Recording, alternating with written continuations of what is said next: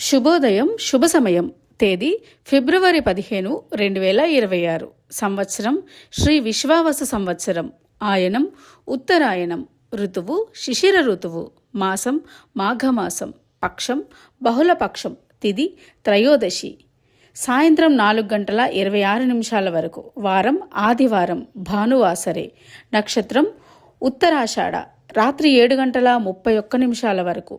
యోగం వ్యతిపాత. రాత్రి తెల్లవారుజాము 3:01 వరకు. కరణం వణిజ. సాయంత్రం 4:38 వరకు.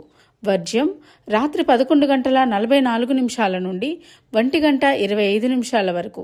దుర్ముహూర్తం సాయంత్రం 4:24 నుండి 5:12 వరకు.